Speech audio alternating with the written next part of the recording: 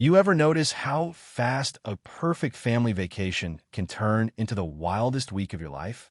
I mean, one minute you're packing sunscreen and cartoon swim trunks. The next minute you're staring down two cops at a pool, heart pounding, thinking, yeah, this is really happening. That was us, a black family, just looking for a little summer peace, not knowing how far people would go to remind you in the ugliest way that some folks still see you as other, no matter what you've done or who you are. And you know what? They picked the wrong family. It started as simple as any summer break. My son Elijah, 8 years old, bouncing around the living room like he'd never seen a suitcase in his life. "Did you pack my shark trunks, Mom?" he shouts, goggles in one hand, dreams in the other. Samantha, my wife, the rock of our family, already checking and rechecking every list, eyes hopeful, but a little tense, wanting this to be perfect, needing this more than she'd admit. And me? Malcolm. Most days I'm a federal agent, but this trip, I swore I'd be just dad. No cases, no gun, no stress. I wanted to believe it. The drive out to the resort, man, it was all golden hour and hope. Elijah in the back seat humming theme songs. Samantha tracing the route on her phone, her hand on my arm at every red light. You know, those little moments that make you feel like nothing bad could ever touch your family. Even that weird silence at the roadside diner, those half glances from regulars. The waitress whose smile didn't quite meet her eyes didn't faze us much. I told myself, it's just small town awkward, nothing more. You ever tell yourself that just to get through? We rolled in a lakeside resort just as the sun dipped behind the trees, casting this beautiful gold shimmer across the water. The kind of place that charges for every little amenity, but makes you feel like royalty if you look the part. The lobby was all glass and marble, but the stairs followed us like a cold draft. Samantha, always the diplomat, kept her smile steady, holding Elijah's hand as the desk clerk read our name, but her eyes lingered just a second too long. "Rules are enforced for all guests," she said, and it landed with that edge you recognize if you've been black in America long enough. But Elijah? He only saw the pool. "Can we go now? Can we please go now?" That's the power of kids, right? They find joy in the simplest things. We unpacked, found our sweet, huge window, king bed, his and hers bathrobes, lake view, the works. Samantha started to breathe again. Elijah pressed his face to the glass, and I did a quick sweep of the room. Old habits die hard. I told myself, just relax. This is your time. Dinner that night, the tension ticked up a notch. Two off-duty cops, both white, sitting at the bar. I spotted them by the posture, the eyes, the way they watched us from behind their drinks. One I recognized from a bureau briefing, Greg Marks, a local detective with more complaints than commendations, but nothing ever stuck. The other, a rookie with too much swagger, maybe looking to make a name for himself. Samantha squeezed my knee under the table, that little silent question, "Are we safe here?" I told her it's fine. I want to believe it. Elijah was just a kid, excited about mac and cheese and the promise of swimming in the morning, not noticing the eyes that lingered, the waitress who took our order with a little tremble in her voice. Our food came fast, maybe too fast, as if they wanted us out quick. We kept it light, but I could feel the eyes on my back the whole time. After dinner, Elijah laid out his trunks for the next day. Samantha and I tried to shake it off, reminding each other that tomorrow was about fun, not fear. Morning sun, coffee brewing, Elijah already half-dressed for the pool. Nothing could keep him out of that water. I had to check a few work emails. Nothing major, promised I'd join him soon. Samantha packed the pool bag, sunscreen, snacks, and off they went. Mother and son, not a worry between them, or so she tried to show. But you know how a vibe can change fast? It started when the pool attendant came over, smiling, but only asking Samantha for her room key. No one else, just her. She kept it polite, handed it over, but it was that look, "Do you belong?" Elijah made friends with a local kid, the water washing away his worry, at least for a while. But then, those two cops showed up again. No uniforms, but everything about them screamed authority. They sat across the pool, eyes fixed, not saying a word. Samantha felt the temperature drop, even as the sun climbed. Elijah showed off his cannonball, got a quick round of applause from a few older guests. But the pool emptied out, one family at a time.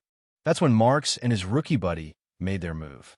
"Ma'am, we'll need to see some ID. And your room key." Samantha kept her cool, said she'd already shown the key, but they pressed harder louder now, making sure everyone could hear. "This place is for whites. We've had enough of your kind causing trouble." Elijah started crying. Samantha held him close, and suddenly the rookie grabbed her arm, squeezing hard. "Don't touch my mom." Elijah screamed, his small fists pounding uselessly against the cop's leg. The rookie shoved Samantha toward the exit, and for a split second she thought about running, but then like a damn movie I appeared. Dropped my jacket, sleeves rolled, voice low but steady. "Take your hands off my wife now." They laughed, the rookie stepping toward me, baton in hand.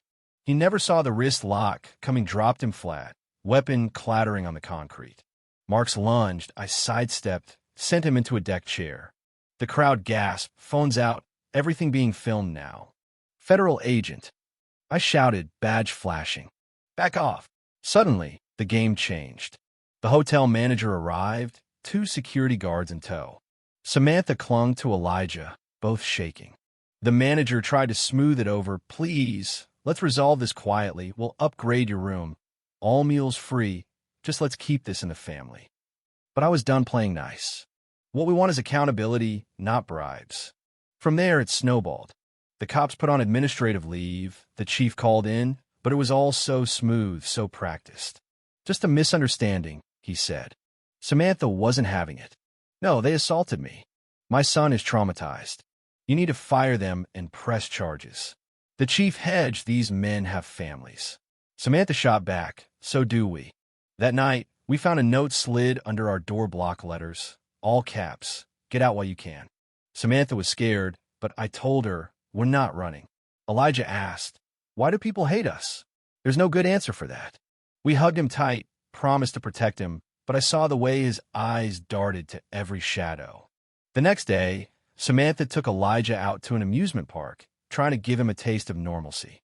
But even there, the stares, the whispers, the staff with radios who kept one eye on them, it was clear. We weren't just unwanted, we were targets. Meanwhile, I started digging. Hotel staff whispered when I walked by. Security cameras had blind spots, right where we needed footage. The 2 cops were still lurking, fuming after being publicly embarrassed. But I wasn't alone anymore. Another family, Marcus and his wife, reached out online. Same thing happened to us. They threatened our kids until we left town. And then a twist, a local nurse named Lorraine Carter, her husband in prison on a trumped-up charge, said she had proof. A USB drive with security footage, dates, names, beatings in parking lots, complaints that vanished. "Don't let them silence this," she whispered. We started compiling everything. Samantha posted our story. It went viral overnight, support from all over the country, other victims coming forward, a civil rights legal team offering help. The pressure mounted, and those cops got desperate. One night, a shadow at our window, muddy footprints leading to a staff door. We slept with chairs against the door, weapon close by. Then came a showdown. A message: "Parking lot now, or your family pays." I went, unarmed, knowing it was a trap, but ready to fight. They tried to jump me, baton and fist flying, but I held my own. When they pulled a gun, I stared Marks down. "You really want to add killing a federal agent to your list?" They blinked, Samantha recording everything from the hallway. FBI agents bursting in just as confession spilled. "We got the kickbacks. The evidence is in my garage," Riley babbled, panic in his eyes. The fallout was immediate. FBI, press, hotel guests, staff, all eyes on us as the story broke wide open. Confessions, witness statements, years of buried complaints, all laid bare. The 2 officers cuffed, the manager led away, the wall of silence finally cracking. More families showed up, people we'd seen at the pool, at breakfast, locals who'd stayed quiet for years. Now, nobody was silent. The news spread, the hotel chain and damage control, federal oversight ordered, civil rights reforms announced. Lorraine's husband was freed, others had their cases reopened. Elijah was recognized for his courage at school. My bureau gave me a medal, but it wasn't about awards. It was about looking my son in the eye and saying, "You did nothing wrong. You stood up, and you made it safer for others. A few weeks later, we gathered at our local pool with new friends, old fears fading into sunlight. Kids of all backgrounds played together, parents swapped stories, a civil rights organizer handed out Know Your Rights cards, and for the first time in a long time, it felt like we belonged. That's the real victory. Not just in courtrooms or headlines, but in ordinary moments of family, together, unafraid, laughter echoing across the water. So, let me ask you, where do you stand when justice calls? When silence protects the powerful, and speaking up is a risk. Drop your thoughts in the comments below. Do you think real change is possible, or does the system always protect its own? Like, share, and subscribe because these stories matter, and so does your voice.